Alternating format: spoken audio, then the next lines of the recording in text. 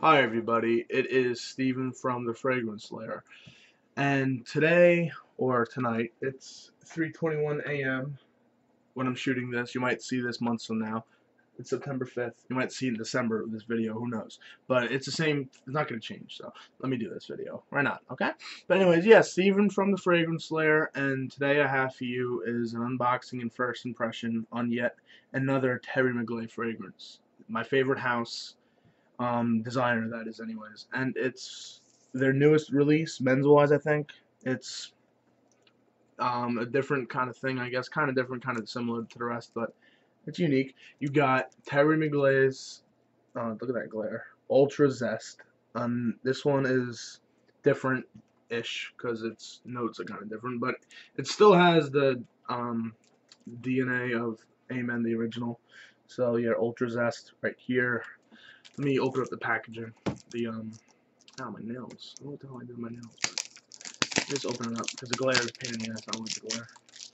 Let's open up the box. See what we're working with. Good. Okay. Yeah. See how? Yeah, that's a nice box. I love the flashy orange. It's really nice. It's like a creamsicle kind of presentation, which also has the box is embossed. Like you can feel the box. So yeah, Terry McGlay always has nice presentation. There's the top, and then the ingredients on the side over here, right there. On the back, you got the bottle and like kind of the fruit part, I guess, of the orange on the background with Terry McGillis' signature on the bottom. And then you got a description over here. I'll read it.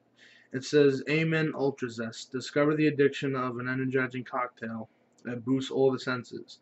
An invigorating burst blending mandarin juice and blood orange for a vigorous and daring man. Amen Ultra Zest. New momentum for the Amen hero. Pretty interesting description. You know, there's nothing too crazy about it. It gets the job done. And then on the bottom, you got, more stuff. I'm not really going to go too in depth. The box is nice. I always like their boxes, but I'm not going to spend $90 for a box, so what's inside is more important. So, yeah, nice presentation. Let's get into it. Ow, I fucking hate these boxes. Uh, let's see. Nothing open. Nothing, Mugler's website. Mugler. I'm not going to get too much into it, but let's get into the main attraction, don't we? And let's look at this baby. Oh boy. Yo, this bottle is gorgeous. I'll say that right now. I love it. Like, this bottle is going to stand out in my collection more than any other bottle in my collection. Easily. Look at that shit. It's blinding. It's like almost like an electric orange. I love it. I mean, the color is unique beyond belief in terms of the other bottles, but in terms of the actual like the design itself, outside of the color, nothing really different here. If you own a bottle of Terra Mugler's Amen line, you own them all. So, but yeah, this is 100 milliliters, 3.4 fluid ounces. Um, see, you got that, all the information. Good stuff. Can I smell it?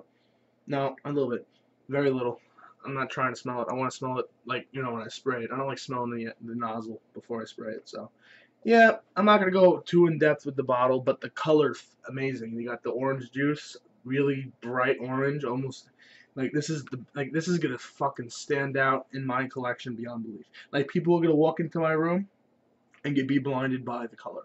Like, it's gorgeous. It's going to stand out. Like, I love it. I love the color. The color is amazing. Like, the color is so nice, it almost like makes you forget that it's gonna be like 10 other bottles that Mugler has put out, but it's still great. Awesome color. So let's get into the the information. This is a woody spicy with main accords of citrus, warm spicy, sweet, patchouli, of course, and fresh spicy. The majority of people love this. This is all fragrantic, by the way. Most people say this is a spring fragrance, best worn in the daytime. Spring and summer are really neck and neck, but spring by a smidge. And then yeah, it's a great daytime fragrance. 313 people have it. 29 people didn't like it, so sold it or something. 441 people want it, and 7 people called their signature.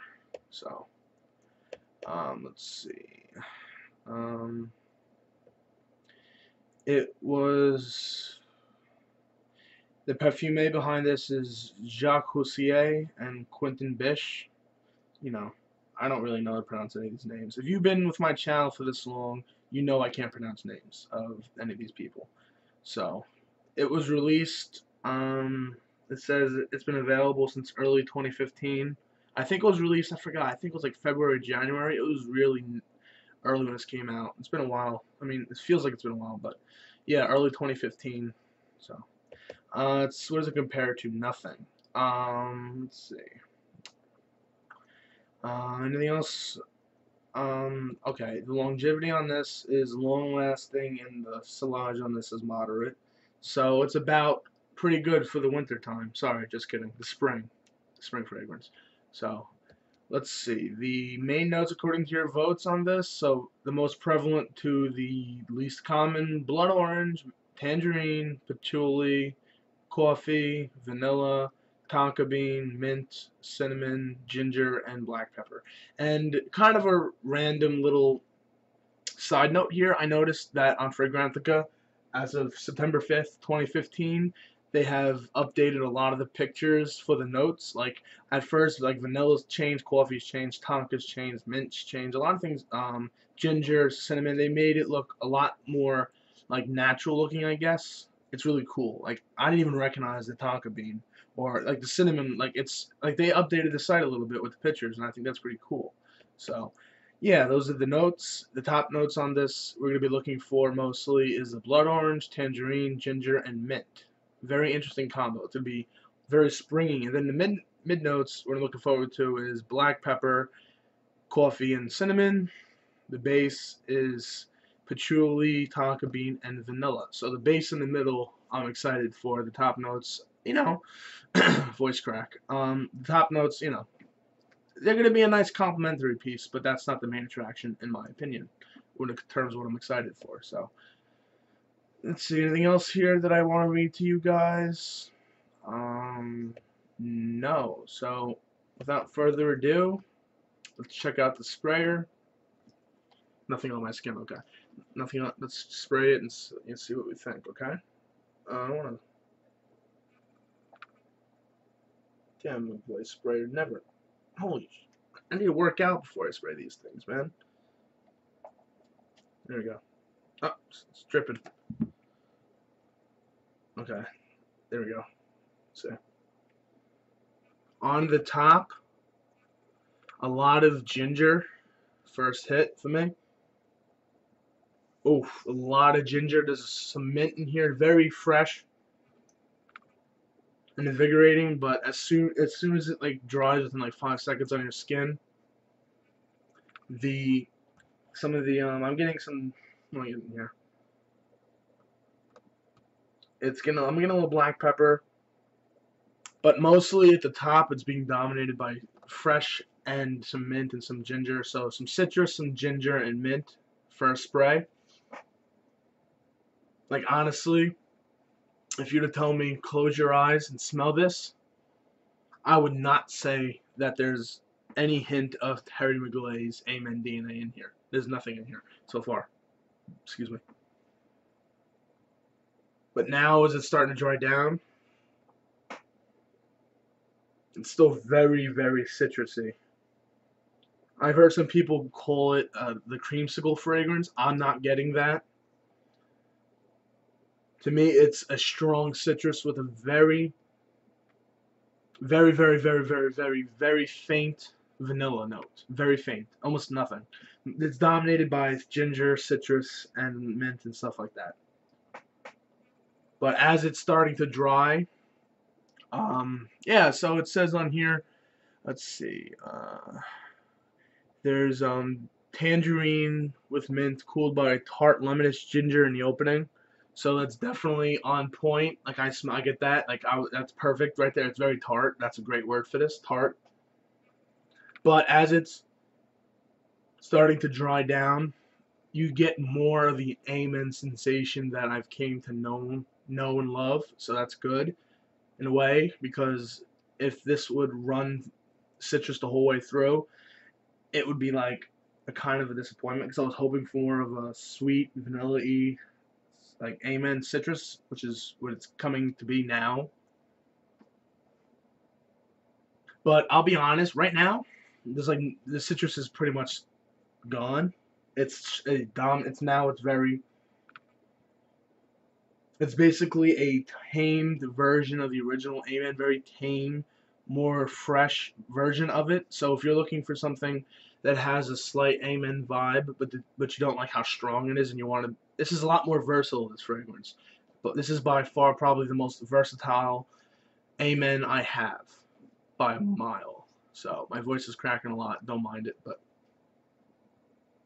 like now it's starting to resemble pure malt because of like just the patchouli, getting some coffee. There's no cinnamon in this. I don't get any cinnamon. Some tonka,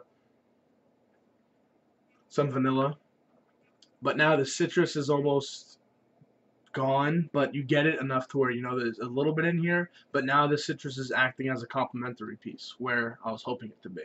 Like the first initial 5 to 10 minutes of this is strictly citrus, nothing really else. But then as you sit with it more, it's like right now. Now, if you were to ask me to smell this, now it smells a lot more Amen like. So that's what you basically get with this. It's really nice. I like it, but I think at this point, Mugler is kind of running. Oh, what the hell? Is it tripping? No, it's okay. No, but at this point, I think they should really just change the script because this was 5 minutes of invigorating citrus. Now it's like pure malt with a slight citrus vibe to it. That's what I get. I don't see a lot of the original. Like this isn't like the closest out of all the other Mugler Amen flankers to this is pure malt a lot.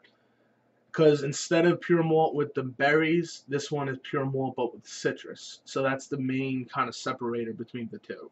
And little minute differences, but for the most part, citrus is replacing berry. So this is like kind of a flanker to a flanker in my opinion. Because pure malt flanked the original, and now Zest is flanking malt. So pure like Ultra Zest, if you want to get a lot more safer version, a lot tamer version of Amen or even pure malt, because pure malt's also strong.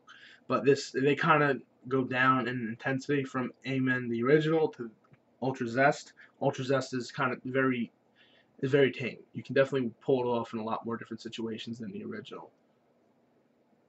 But yeah, like pure malt in this one is like extremely apparent. Like I have a good idea that they kind of took the blueprints from pure malt and then worked on it into this fragrance. So like there's still some ginger if you really take a like if you wait, hold up.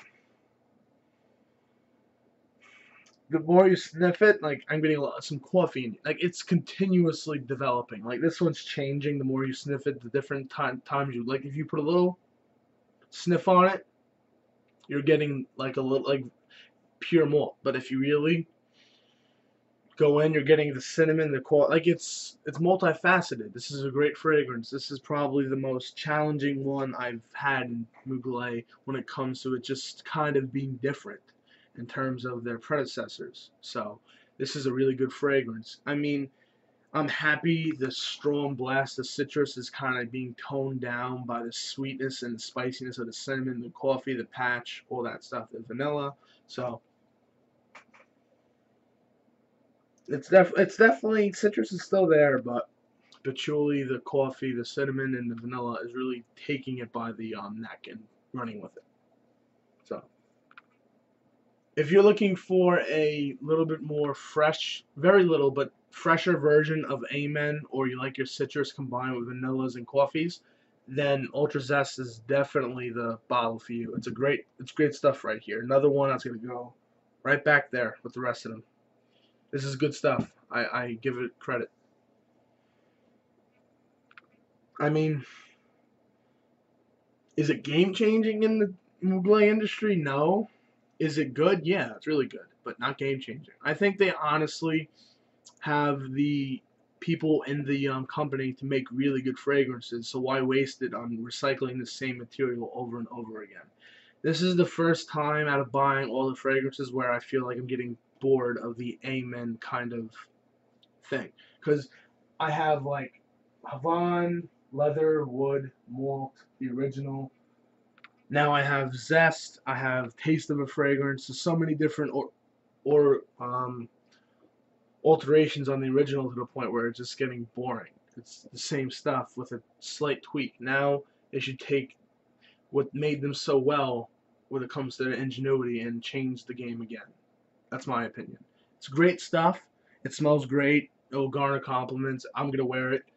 But I just want to say that I have a new Terra Mugler fragrance that's actually new.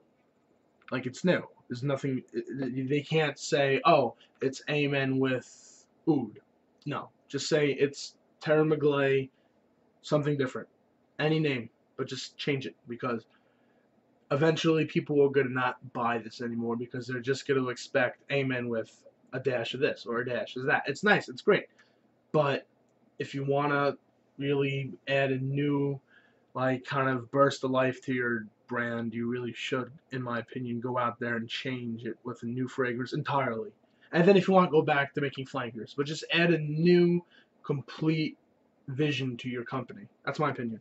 Ramble's over, but in total, my first impression on this one is, you've heard it, but it's a really nice, well done fragrance by them. If you want a slightly citrusy ginger opening with yeah, I don't know why I'm sniffling, but just, citrus ginger, and then within 10 minutes it goes to a pure malt ish type fragrance, which isn't bad. Pure malt's amazing, but that's just what it is. Nothing new outside of the 10 minutes of the original. Like, the first 10 minutes, it's new, it's different, and then after 10 minutes, it's like, oh, Amen. 10th time. Stop. Change it. That's my first impression of this. So, but now, that's my opinion on, my God, that's my opinion on Terra Mugler, Amen Ultra Zest. Gorgeous bottle. The bottle's amazing. The bottle's amazing. The color's so flashy. The fragrance is really nice. I think if this was the first one and I didn't have so many other run-ins with the same kind of juice, I'd be a lot more positive. But since it's kind of just taking the same old thing from 1996 and then just keep on changing it, the originality is starting to lack to the point where I'm getting annoyed. But it's still a nice fragrance. I just need to treat it as the fragrance itself rather than what they could be doing. So that's my first impressions on this. Thank you for watching, everybody, and have an excellent day or night. Bye-bye.